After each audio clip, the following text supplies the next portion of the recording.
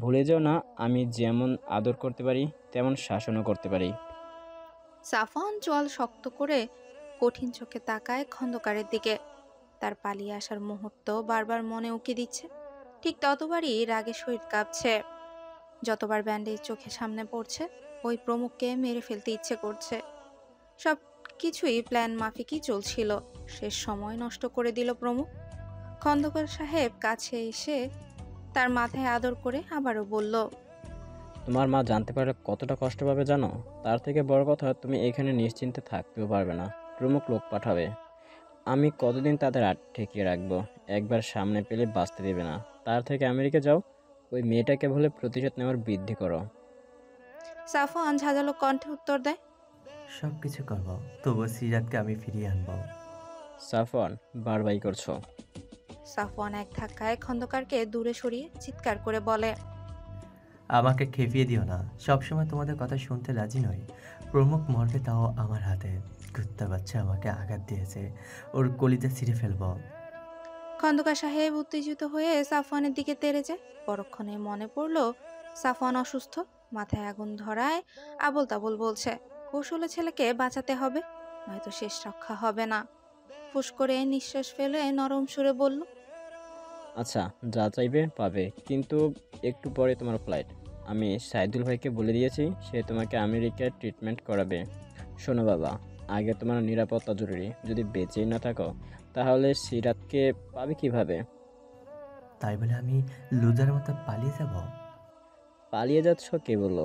ঘুরে আসো, তোমার সুস্থতা প্রয়োজন।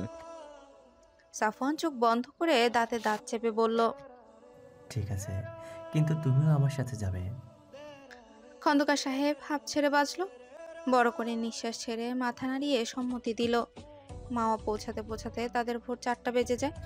প্রমুখ আঘাত পেয়ে ঘুমিয়ে থাকায় সিরাত ডাক দেয়নি গাড়িতে। কবিরা সিরাত ধরে ধরে খুব কষ্টে বাসায় নিয়ে আসার সময় জেগে যায় প্রমুখ। তখনও চারপাশে আবছা অন্ধকার। প্রমুখ পাশ ফিরে তাকিয়ে দেখলো সিরাত খুব মনোযোগে নিজের ঘাড়ে প্রমুখের হাত শক্ত করে ধরে হেঁটে যাচ্ছে। এবার ঠোঁট টিপে হেসে আগের তুলনায় আরো বেশি নিজের ভর ছেড়ে দেয়।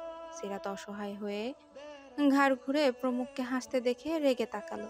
লিফটে উঠে প্রমুখ বলল, কবির বাসায় যা, তোরও রেস্ট প্রয়োজন। তাছাড়া আমি এখন সুস্থ। কবিরা সিরাত চোখ বড় বড় করে তাকায় তার দিকে। প্রমুখ কপালে ভাঁজ ফেলে বলে, কি হলো? দাঁড়িয়ে আছিস কেন? বউয়ের কাছে যেতে ইচ্ছে করছে না? তবে তুই বরং এখানে দাঁড়িয়েই থাক, সারা রাত কাটিয়ে দে। আমার কোনো প্রবলেম নেই। কবির চট করে উত্তর দিল, না না, যাচ্ছি স্যার। আমার বউ 15 দিন ধরে অনাহারী। কথা শেষে চটপট দৌড়ে গাড়ি নিয়ে চলে যায়। সিরাত মুখ বাঁকিয়ে লিফট থেকে নামে। প্রমুখ বুঝলো সিরাত পালাবে, সেই সুযোগে আবারও সমস্ত শরীর ছেড়ে দেয় সিরাতের উপর। সিরাত পা থমকে যায়। সিরাতের পা থমকে যায়। ফোঁস করে নিঃশ্বাস ফেলে দুহাত দিয়ে প্রমুখের পেট জড়িয়ে আস্তে আস্তে রুমে নিয়ে আসে। শরীর জুড়ে এক অসুস্থতা অনুভব করছে প্রমুখ। চারপাশ না দেখেই ধপ করে শুয়ে পড়ল বিছানায়। সিরাত ট্রাউজার টাওয়াল বের করে নিয়ে আসলো। হাত বাড়িয়ে বলল, শাওয়ার নিয়ে আসুন, তারপর আমি ব্যান্ডেজ করে দিচ্ছি। এভাবে শুয়ে থাকলে আরো খারাপ লাগবে। প্রমুখ বুঝে রাখা চোখ হালকা খুলে পূর্ব দৃষ্টি মেলল সিরাতের পানে। তাকিয়ে রইল কিছুক্ষণ। এই মেয়েটা সাধারণ, কিন্তু তার কাছে বারবার মনে হয় মেয়েটা অসাধারণ। তার কাছে সবার থেকে স্পেশাল কেউ। এসব সে এ কদিনে খুব ভালো করে বুঝতে পেরেছে। তাই তো সারাক্ষণ হারানোর ভয়ে কষ্টে পুড়ে যাচ্ছিল ভেতরটা।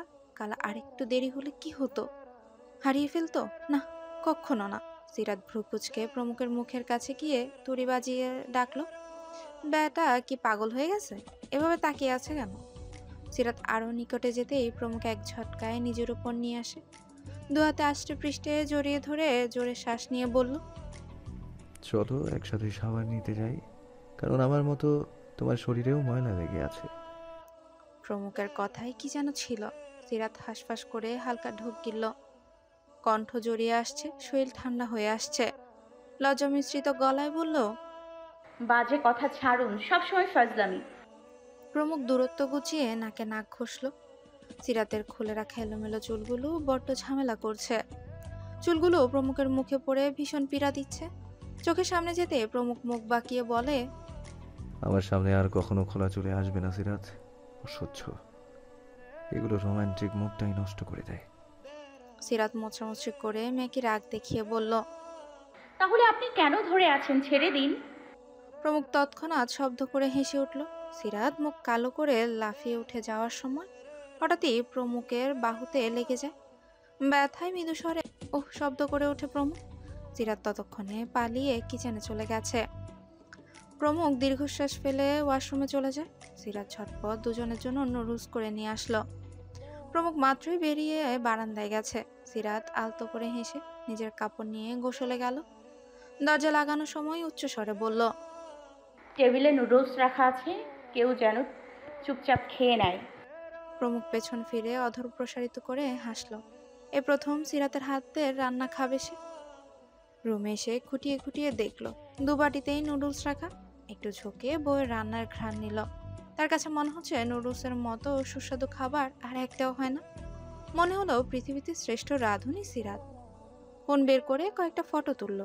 হাত বাড়িয়ে এক চামচ খেয়ে প্রশংসা করলো বটে। দারুণ। অতঃপর বিছানায় শুয়ে অপেক্ষা করলো সিরাতের জন্য।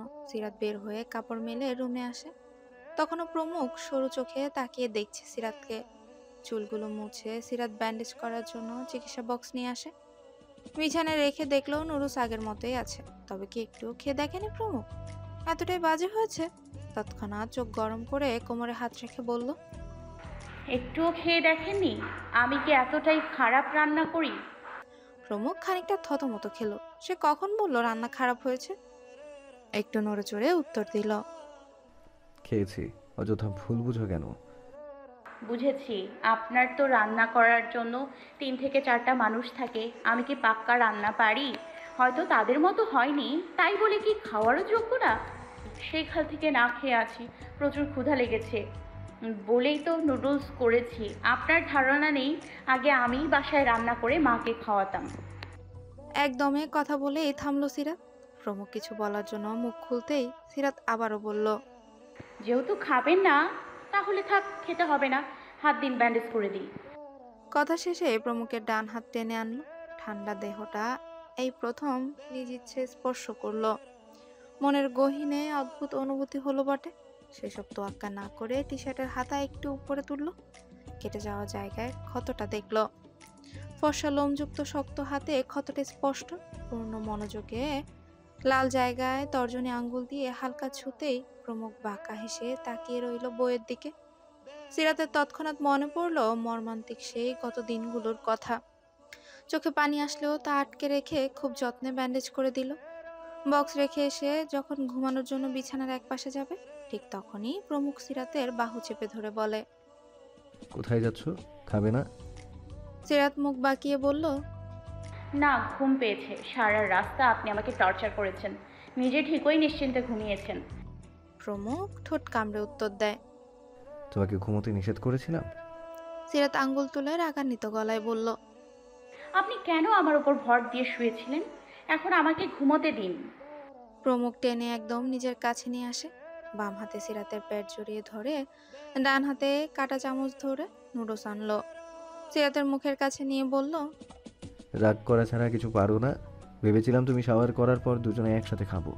তুমি আমায় ভালোবেসে খাইয়ে দেবে, কিন্তু কথা না শুনেই রাগ দেখালে। সিরাত মুখ ফুলিয়ে বলল, সত্যি? হ্যাঁ, এবার হাঁ করো। যেখানে অসুস্থ স্বামীকে তুমি আদর করে খাওয়াবে, সেখানে আমাকে খাইয়ে দিতে হচ্ছে। পোড়া কপাল, দয়াহীন মহিলা। সিরাত দ্রুত খেয়ে হাত বাড়িয়ে অন্য বাটি এনে প্রমুখের মুখের কাছে ধরলো।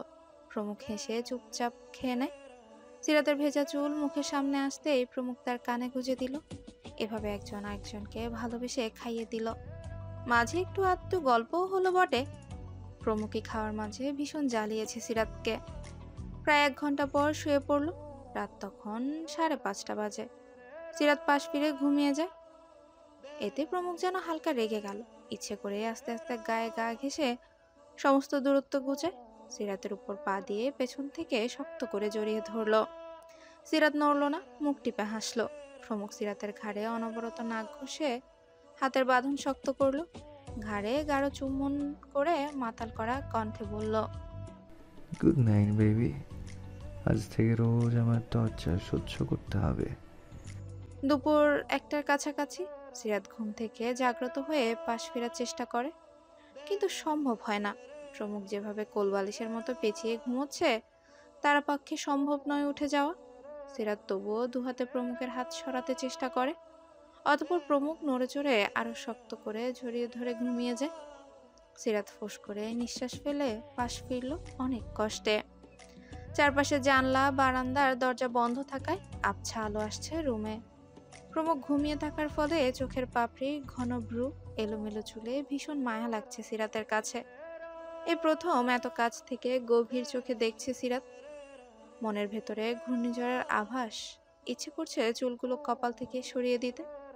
হঠাৎ বেহায়া চোখগুলো ঠোঁটজোড়া আর ফর্সা গলায়, নাকে একটা ছোট্ট তিলও আছে। সিরাত তৎক্ষণাৎ চোখ বন্ধ করলো।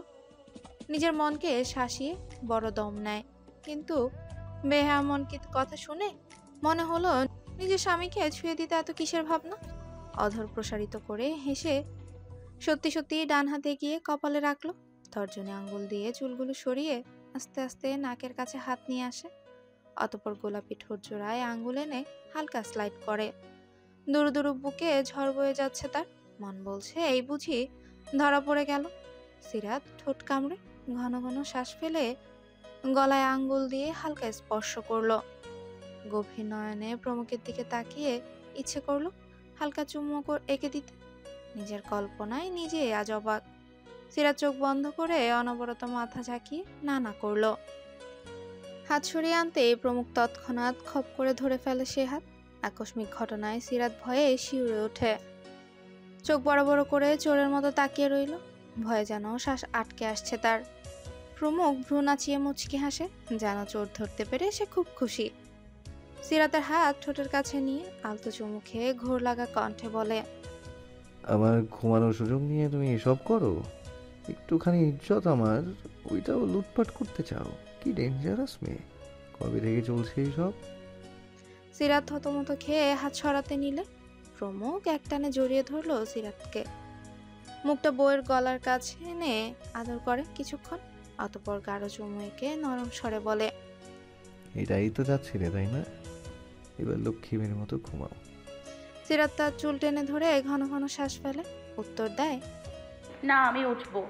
আর জীবনেও এমন কিছু করব না, ভুল হয়েছে। কি? প্রমুখ কপালে ভাঁজ ফেলে হালকা মুখ তুলে সিরাতের বুকে থুতনি ঠেকায়। কঠিন গলায় বলে, কেন করবে না? আজ তুমি শুরু করেছো, আমি শেষ করব। তুমি আমার বউ, চুমু দিতে দিতে আমাকে ক্লান্ত বানিয়ে ফেলবে। এটা তোমার অধিকার। বলো, আমার কথা শুনবে? সিরাত চিৎকার করে বলল, কি? না, ছি ছি, অসম্ভব। প্রমুখ সিরাতের গলায় গাল ঘেঁষে বলে, তাহলে আজ সারা রাত এভাবেই শুয়ে থাকো, আমার ভালোই শান্তি লাগছে। সিরাত হালকা ঢুকিলে অসহায় চোখে তাকায়। ফুস করে নিঃশ্বাস ফেলে বলল, হ্যাঁ, কথা শুনবো, ছাড়ুন। প্রমিস? হ্যাঁ, প্রমিস। প্রমুখ পরপর 2টা চুমু খেলো সিরাতের গালে। চটপট উঠে যায়। হেসে বারান্দায় গিয়ে বলে, চা খাবো, নয়তো তোমাকে সুইট হার্ট। প্রমুখের কথায় সিরাতের কান দিয়ে অনবরত গরম ধোঁয়া বের হয়। ঝটপট উঠে এক দৌড়ে পালিয়ে যায় ড্রয়িং রুমে। বুকের বাপাশে হাত রেখে বড় বড় দম নিতে থাকে। লোকটা কি বলে আজে বাজে। ভীষণ লজ্জা লাগছে নিজের কাজে। ওই লোকটার স্পর্শ এত গাঢ় কেন? একদম বুকে গিয়ে লাগে। এক একটা ছোঁয়ায় নিঃশ্বাস আটকে যায়। বরফের মতো ঠান্ডা হয়ে যায় সর্বাঙ্গ। ভালোবাসার স্পর্শ বুঝি আগুন ধরে যায় দেহে। মানুষটা দিন দিন তাকে ঘায়েল করে ফেলছে। কিভাবে একটু একটু করে আদরে ছোঁয়া দিল, যার মধ্যে শুধুই ভালোবাসা ছিল, অন্য কিছুই ছিল না। তার কিছুদিন পরে প্রমুখ সুস্থ হলো। হসপিটালে গিয়ে নিজেই ভালোভাবে সেলাই ও ব্যান্ডেজ করে আনে। পুরোপুরি ভালো হতে সপ্তাহখানিক লেগেছে। সেলাই দেওয়ার ফলে জায়গাটা এখনো শুকিয়েছে। একদিন প্রমুখ বাসাতেই ছিল, সিরাতকে সঙ্গ দিয়েছে।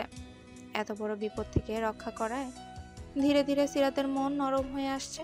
আস্তে আস্তে পাথরের মতো নির্দয় মানুষটিকে চিনতে শিখেছে সে। নতুনভাবে আবিষ্কার করেছে। আগের সেই কঠিনতা এখন প্রমুখের মাঝে তেমন খুঁজে পাওয়া যায় না।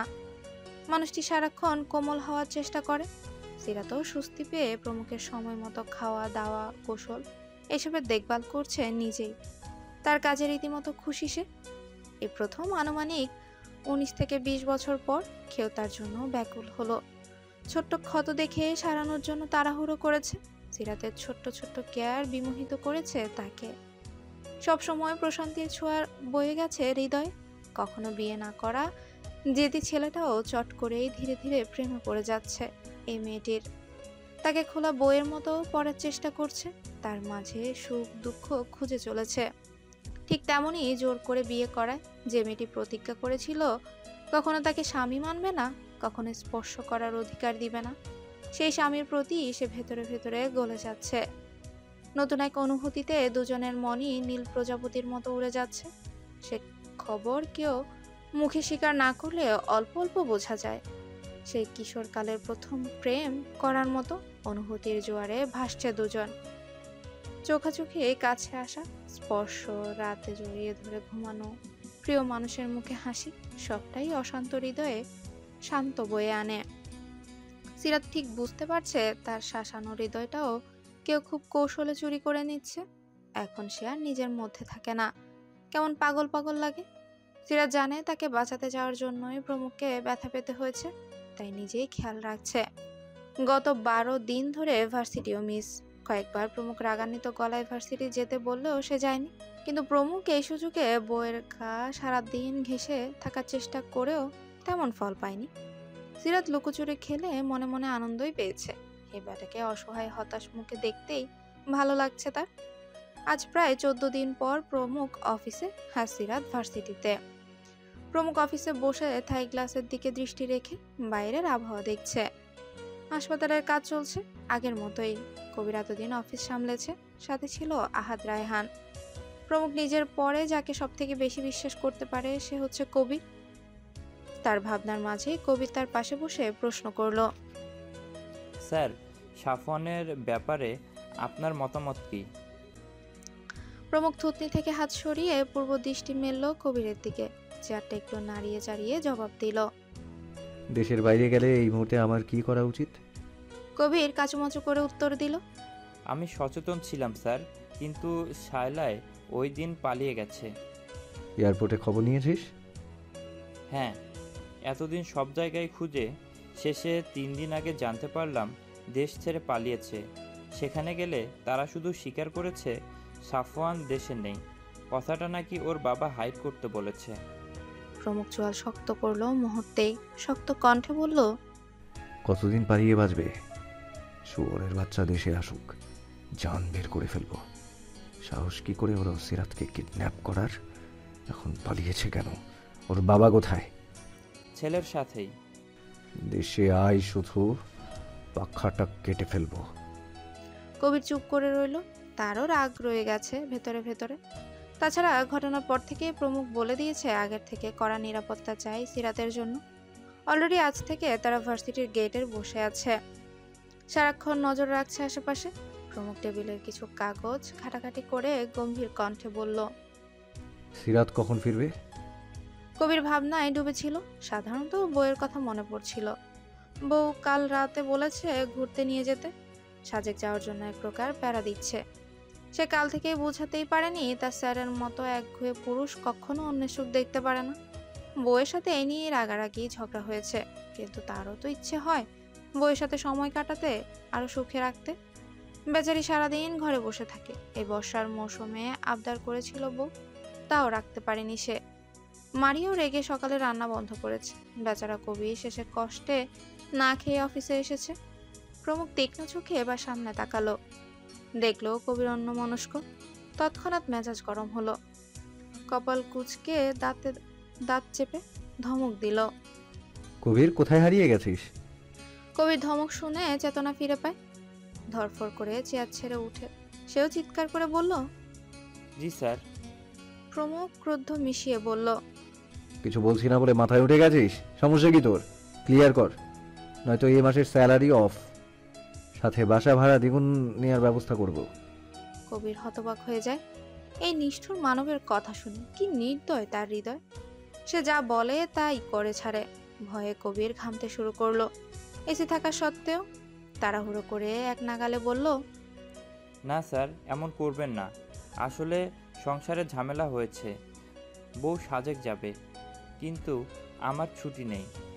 এই ছোটোখাটো বিষয়ে না করায় সারা রাত বউ ঘুমায়নি, সকালে নাস্তাও বানায়নি। শতবার বুঝিয়েও লাভ